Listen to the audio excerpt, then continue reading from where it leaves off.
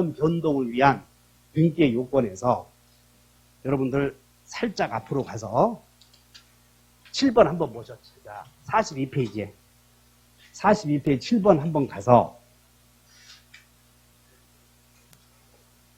맨 위에 7번 봤더니 법률행위로 인한 부동산 물권 변동 시 등기의 요건 나오나? 이렇게 돼야 한다는 법률행위라는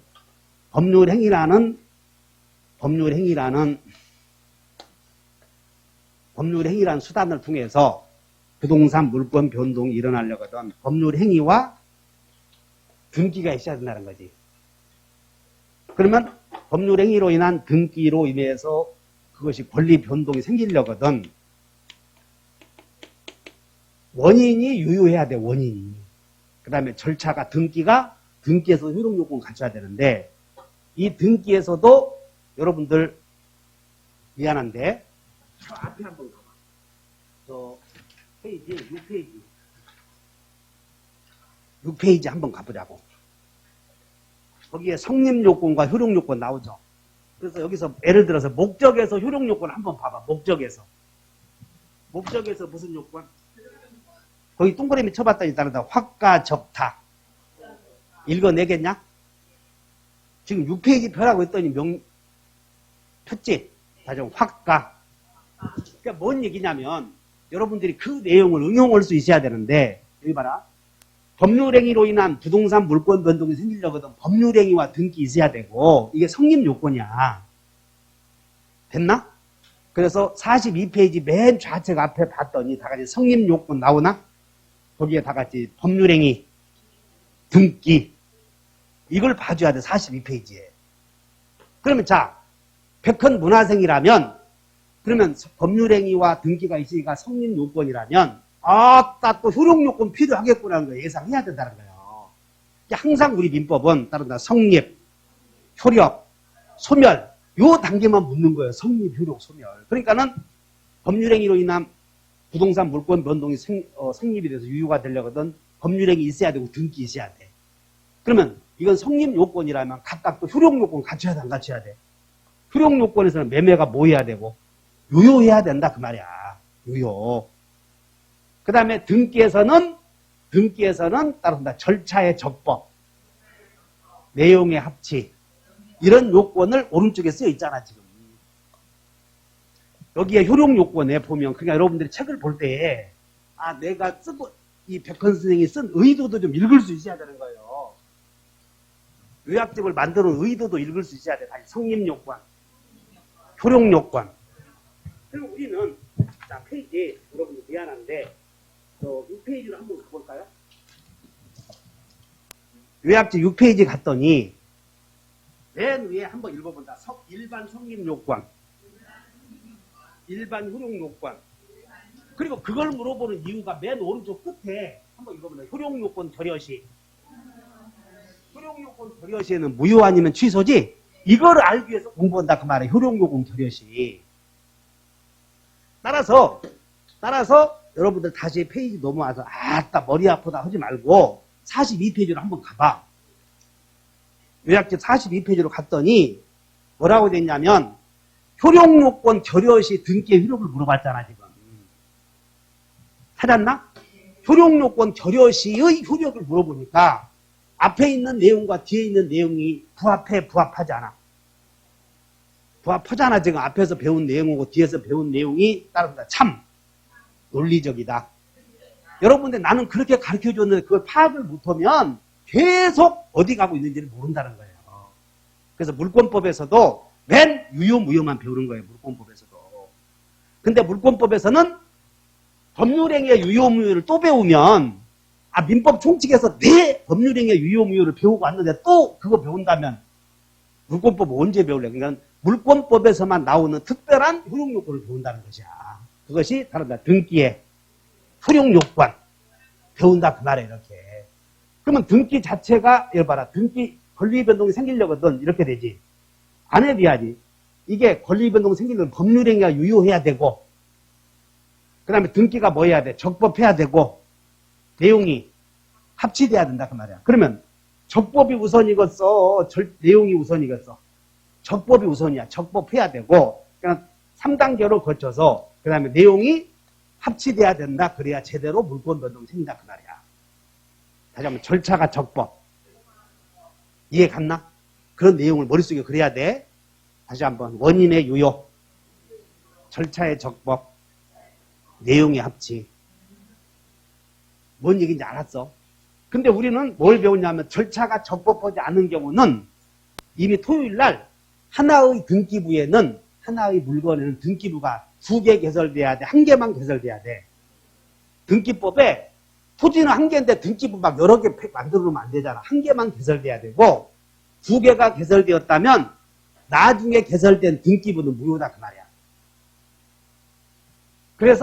그래서 나중에 무효인 중복 등기의 기재 등기를 아무리 절차가 적법해도 기재 내용이 합치되어도 등기부가 무효인 중복 등기에 기재했다면 여기 볼 것도 없다 그 말이야. 기재 내용이 아무리 합치했어도 절차가 잘못되었다면 합치되냐 마냐 볼 것도 없다. 순서가 무효다 그 말이야. 따라서 등기부에 기재했어도 등기부가 2개 개설된 경우, 요즘 같은 경우는 전산 시스템이 완비되었기 때문에 등기부가 2개 개설될 리가 없어. 근데 과거에는 김포가 강화에서 오신 분 손들어. 우리 처갓집 동네에서 하나도 안 보내주네? 내가 그렇게 노인정에 막걸리 보내고 그랬는데. 과거에 강화는 김포시였어, 김포시. 근데 그게 인천광역시로 가다 보면서 행정구역이 분리되다 보니까 등기소에서 일이 막 복잡해질 수 있단 말이야. 그러다 보니까 하나의 부동산에 등기부가 2개 만들어질 수도 있어. 이해 갔나? 그러니까 현재는 있어 없어? 그러나 과거에 있었던 내용이 계속 시간이 흘러가면서 또 나오니까 우리 그걸 알고 있어야 되고 등기부가 2개 개설되면 여러분 이렇게 하죠. 먼저 이루어진 등기가 원칙이 유효다 이렇게 하시면 돼.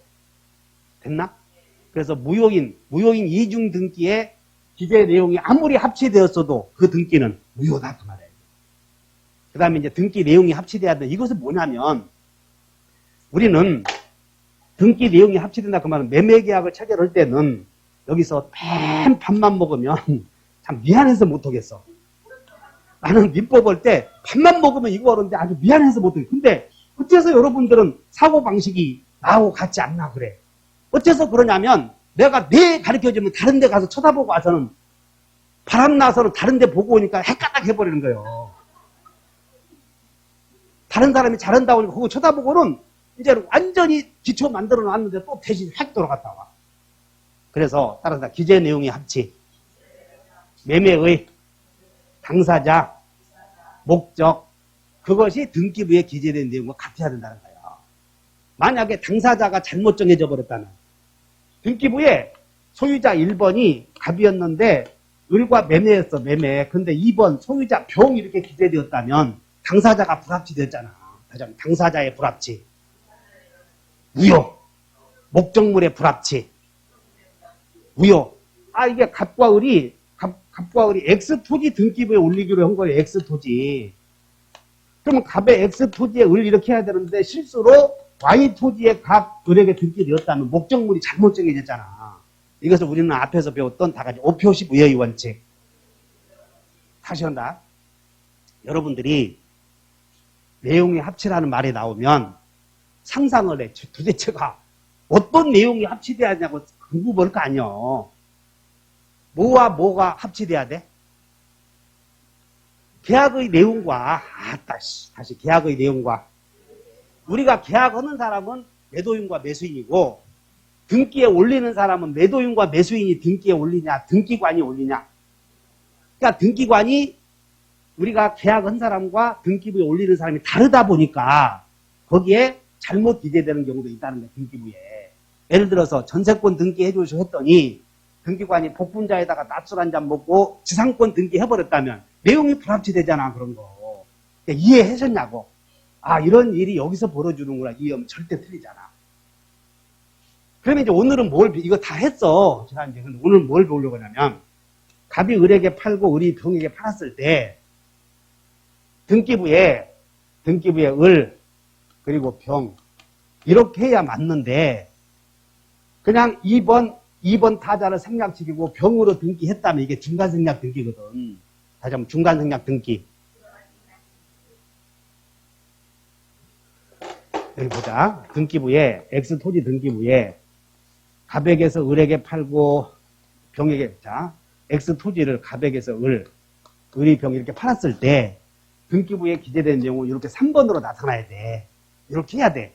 따라서 중간을 생략하고 등기했다면 절차가 잘못됐잖아. 다시 한번 절차가 위배되었고 계약의 내용도 위배되었어. 그래서 이것을 무효라고 한다면, 자, 이거 봐. 무효라고 한다면, 이 처리한 거 봐. 이게 무효라면 1번 소유자 갑액에서 이게 무효 등기라고 한다면 어떻게 해야 되냐면 4번 3번 말소 쫙 그어. 됐나? 그리고 다시 뭐지? 잘못했어. 지금 2번 을 3번 병 이렇게 했는데, 자, 이러고 와서 설명해. 2번 이렇게 돼 있단 말이야. 이렇게 중간 등각 등기. 그러면 이게 무효 등기라고 한다면, 한번 봐. 무효 등기라고 한다면, 이게 무효 등기라고 한다면 봐라. 3번 2번 말소, 등기 목적 2번 말소 쫙 그어.